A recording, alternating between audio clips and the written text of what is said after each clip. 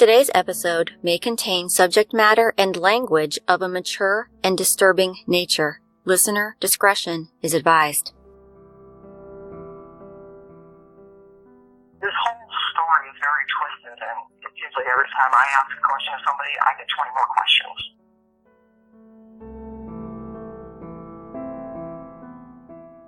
There's no me walking away from this. She has no voice, and I'm not walking away, and so I can't talk anymore.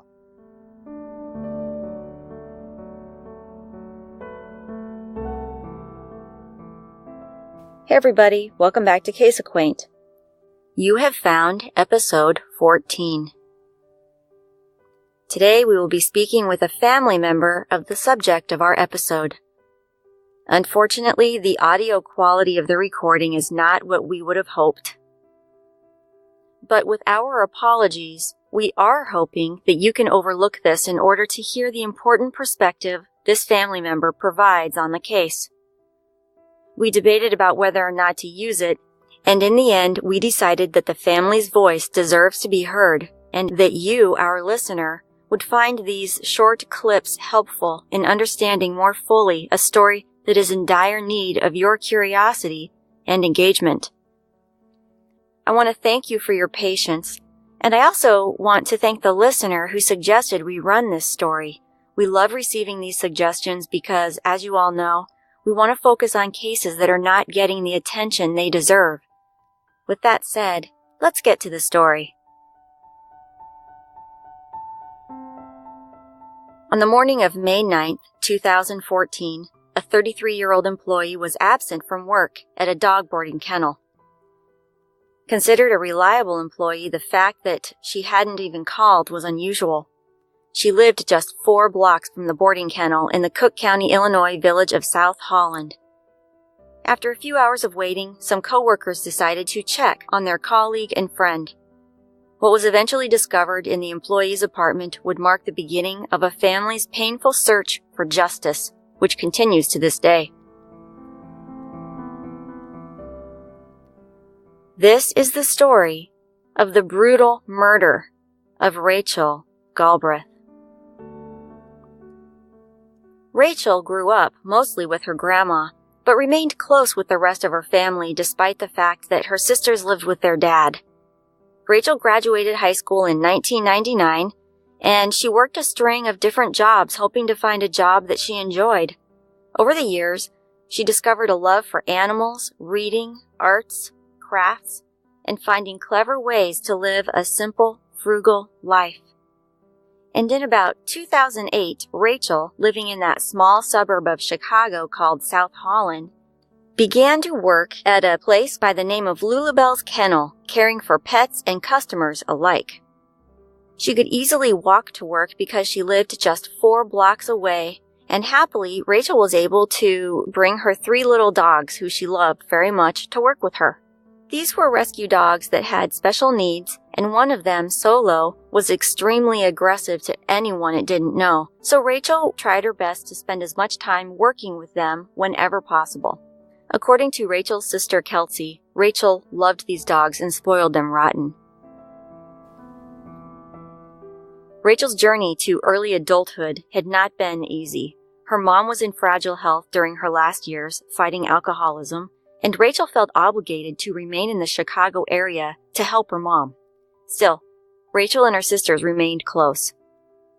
Once their mom died in February of 2012, Rachel began to consider leaving Chicago and often spoke about moving back to Wisconsin to be near her sisters, especially since Kelsey began a steadfast effort to convince Rachel to do so. She said she felt it was time for Rachel to move back in order to be with her family. Plans were being made. Rachel's sister Sarah was engaged, and the typical family activities which normally accompany this exciting time were playing out in the girls' lives. I knew in my mind the minute I was going to get Rachel in Wisconsin for all these events for Sarah's wedding, she was going to want to live there. I picked her up, we went to David's burial, and I got her address. We went to the mall, went out that night. I spent the night up the next morning, and that was the last time I saw her.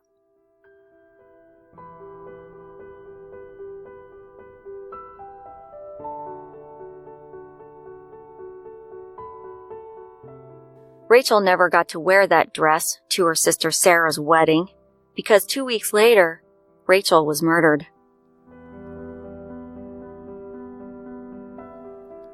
Rachel had been living with an ex-boyfriend named Jason. It was sort of complicated. According to Kelsey, they had gone back and forth over the last 10 years being in a relationship, being friends, being just roommates, and maybe at times, everything in between.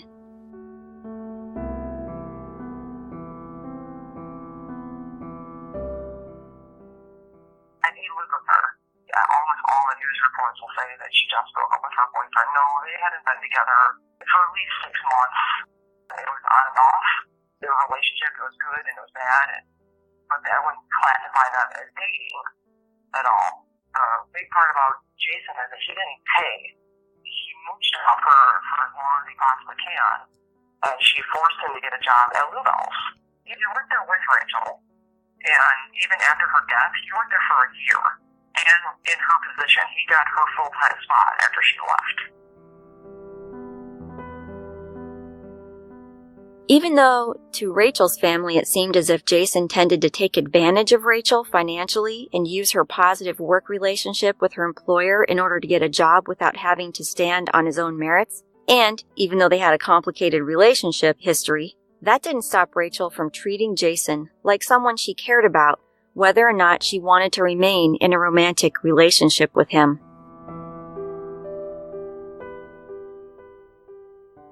He's been a part of our family. He went to the Christmas party in December of 2013.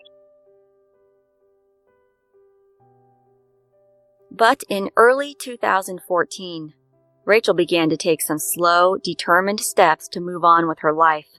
Even though the two were living together, Rachel began to date again. While Jason did still live with her, they slept in different bedrooms. It was her apartment. But we wonder, was Rachel afraid to kick Jason out for good?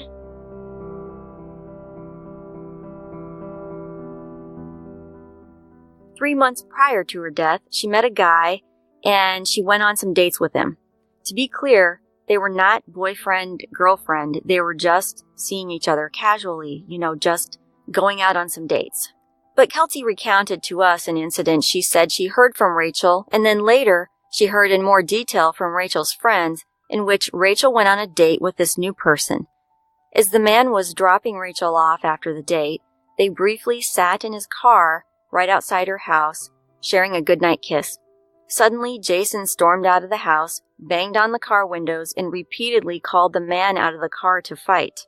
Rachel diffused the situation, but later that night, Rachel said that she woke up to Jason on top of her, in her bed. Rachel's friends later told Kelsey that Jason had carried a knife with him behind his back when he confronted Rachel outside. Soon, the entire situation changed drastically.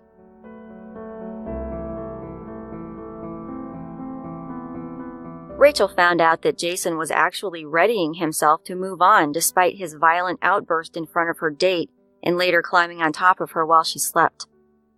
Later, Rachel's family says that the police told them that Jason had been living a double life that they'd never heard about, and there is a chance that virtually nothing they thought they knew about Jason was true.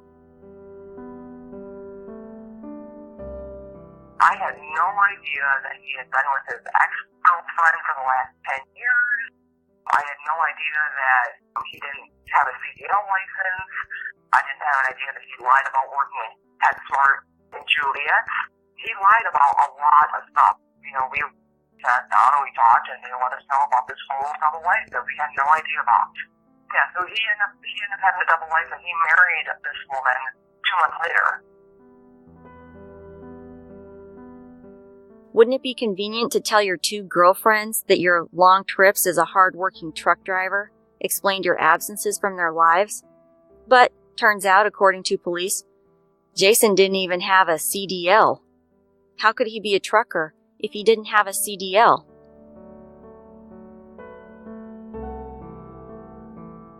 Someone found an address listed online for Jason and then asked, hey, are you guys moving? And then they found the wedding registry. Think about this for a second, you guys. Your sister has just been murdered. You, along with your dad and your other sisters, drive down to Chicago in shock, not knowing what happened. You think you'll get some answers, maybe find a friend in Jason, the guy who's been living with her off and on over the past 10 years, and who you just saw 2 weeks ago when you bought your sister a bridesmaid's dress for the upcoming wedding. Then you get there, and the guy is nowhere to be seen. He won't talk to you. You have to clean up her apartment because the landlord didn't call a biohazard remediation company, and while you're doing so, you notice that the guy's cat was still in Rachel's house. But apparently he no longer wanted this cat, or his other belongings that he claimed he had already moved out of the home. So you have to figure out what to do with all of these things that he left behind, what he threw away. Or we could look at it from another perspective too. I'm going to imagine I'm a guy living with someone, and at this point we've broken up. I'm not paying any bills anyway, so I don't care. And then finally, this lady that I'm living with starts dating again, and I might wonder how long I'd be able to get away with this lifestyle, leeching off a person who can barely afford to take care of herself. Now, I have another person in my life. She's also been on the back burner at times, and I still have to act to her like I have my own place until we get married, right? Would she still want to marry me if she knew I was still acting like I wanted to salvage the other relationship? Even if I hate the woman I'm living with? What would I do if the person I was leeching off of decided to kick me out because she found out I was engaged? I might start to panic, since I wasn't responsible enough to get my own full-time job myself, get my own place, etc.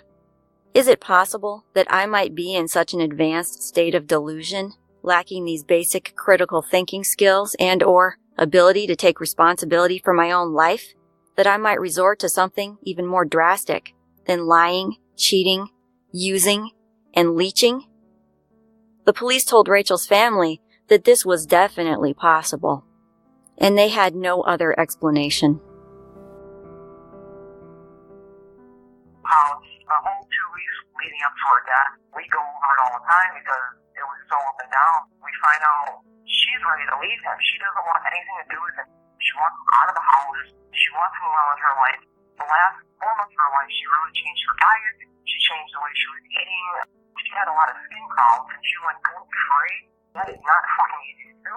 She was actually happy, and I think she realized how toxic Jason was. As far as I know, he moved out May 5th, and then he was the last person to see her alive because he went over that night to get the rest of this stuff. We have been told that he is the last person to see her alive. And especially with the way Jason was acting, because leading up to 2 weeks prior to her death, he did not want to move out. He had this double life, but the double life wasn't exposed until after her death. So the 2 weeks leading up to it, he didn't want to lose her. He didn't want to move out. He was harassing her. The last time I talked to her was Tuesday night, and she had told me how Monday at work she was in the middle of facing a dog, and Jason came up and hugged her from behind and was going on about how he couldn't live without her, and that he wanted to move back in, and he was sorry, and she had to shove him away and ignore him. I mean, it got to that point, and then she's like, no, get out of my house. And then we find out she's dead, and then he doesn't care, then it doesn't matter.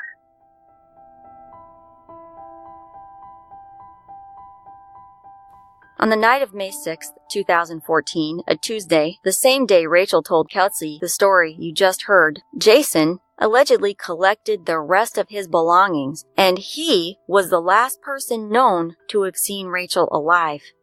Nobody else was known to have access to Rachel's home besides Jason. Friday morning, May 9th, Rachel's normal shift began at 8 a.m. It was raining, so when Rachel didn't arrive on time, Rachel's boss began to try to call Rachel, wondering if she needed a ride, since Rachel didn't have a car. After several tries with no luck, the staff at Lulabelle's called the police, asking them to do a welfare check. The police went to the property, which had an apartment unit on the main floor and another upstairs. Rachel's apartment was on the main level.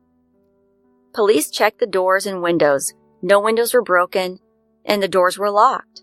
They reported to Lulabelle's staff that if they wanted access to the inside of the building, they would need to call the landlord. So, the staff called the landlord. When he arrived, he asked that someone who knew the dogs would accompany him because of that aggression issue we talked about. And also, the dogs could already be heard going crazy inside the apartment, barking nonstop. When they finally got into the building, the landlord noticed right away that something was wrong. One of the doors leading into Rachel's apartment was cracked open. Now, Rachel would never have left a door open. Her doors were always locked. He walked toward the basement, calling for Rachel, and as he did so, Rachel's coworker and friend proceeded towards Rachel's apartment. There, Rachel could be seen, crumpled on the floor, partly in the hallway and partly in the kitchen, in a large pool of her own blood. Rachel had been brutally murdered. According to Rachel's autopsy, which was completed within less than a week, her jaw and nose were both broken. Her skull was fractured from multiple blunt force impacts to the head over 20 times, and she was beaten with such force, in fact, it caused bleeding inside her skull. There were more than 20 cuts and bruises on her battered body. The cause of her death was due to assault and multiple injuries. The manner of her death was homicide. She had been attacked from behind. Is it possible that a stranger could sneak up behind a woman who's inside her home that is occupied by 3 dogs, one said to be extremely aggressive to strangers? Is it possible that this stranger could also convince Rachel to leave one of her entry doors open and also convince her to turn her back for a split second while he pulls out a well-hidden but large and heavy object and begins to beat her senseless with it? Was there a serial killer lurking around South Holland, population 23,000? Just for the night, mind you, because no other murders like this have happened in South Holland since. Who would have the motive and the ability to do this to Rachel?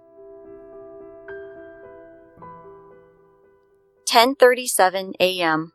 is the time Rachel was pronounced dead. The only thing Kelsey knew of that was missing from Rachel's apartment was a recently replaced pipe for the kitchen sink. That was noticed by the friend who had done the work for her. There's very little information released on the actual crime scene and the physical evidence it produced. The family observed that 2 kitchen tiles had been taken by the task force, but they've not been informed by police on the status of any physical evidence. As you might imagine, the family was shocked and devastated by Rachel's senseless murder. They wanted answers. They talked to everyone they could. Police brought in friends and others for questioning. Rachel's upstairs neighbor, who Rachel didn't seem to have much to do with, was brought in 3 times for questioning, and he submitted to and passed a polygraph test. The one person they couldn't seem to get a hold of, however, was, you got it, Jason. The guy who only days before was trying to rub up against Rachel from behind at work. The guy who had lived with her for several years and who, the day Rachel was discovered murdered, quietly went about his work tasks, even being sure to bathe all 3 of Rachel's dogs who had been taken to Lulabelle's. Yeah, that guy pretended like Rachel had never existed. Kelsey and the rest of the family were puzzled. Given their long history, wouldn't Jason want to know what happened to Rachel? Wouldn't he want the killer found and brought to justice just like anyone else who knew her? Would he even bother to attend Rachel's funeral? No, not so much as a sympathy card. Later, after the arduous tasks of taking care of Rachel's funeral, cleaning out her apartment, talking to her friends, Kelsey was told that the police could only hold Jason for a few hours for questioning before he lawyered up. Since that time, he's had no contact with any of them. Just because Jason pretended like Rachel had never existed, this doesn't mean he didn't know she was dead. He was very much aware of her murder, not only because the police were trying to talk to him. And I'm unsure if Rachel had to put in his social security number to get that submitted as a beneficiary, because I know nowadays you have to put the social security number in. You know, him saying that he didn't know, well, how do you not know if someone has your social security number?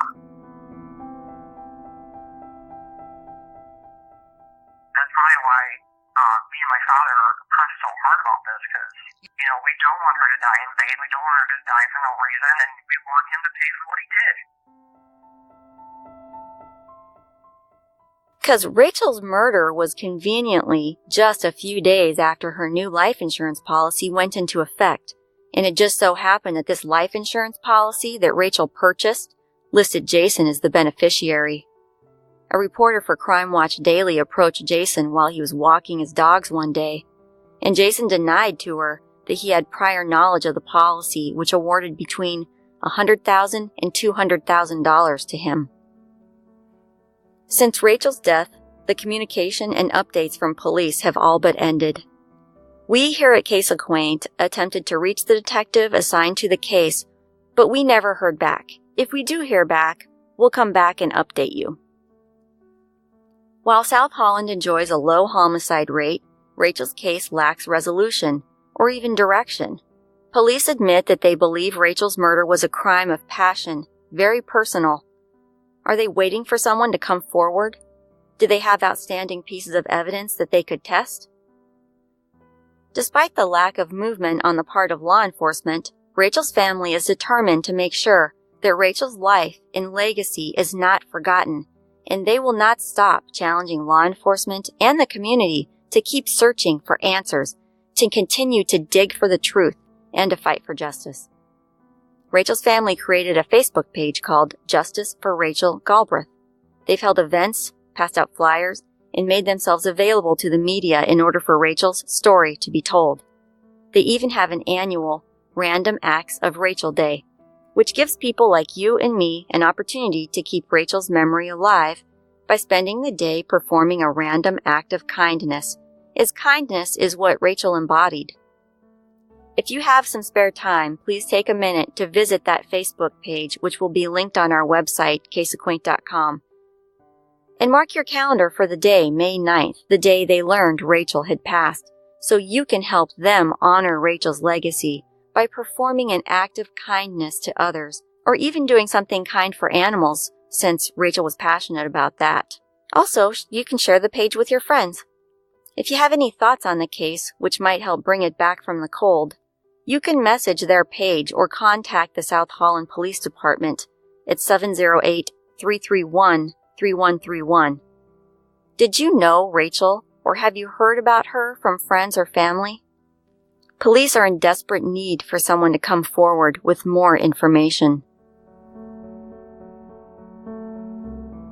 I just want justice. I just want someone to be honest and tell the truth about what happened, and I just want justice for my sister. We're going to be uploading this episode to YouTube, and as you already know, we're on most major platforms. Please share this episode in whatever way you choose to access it, so you can help bring more attention to Rachel's case. Finally, I want to thank Kelsey for speaking with us about Rachel's case. We wish Rachel's entire family peace and justice. Thank you for listening to this story. We'll talk again soon.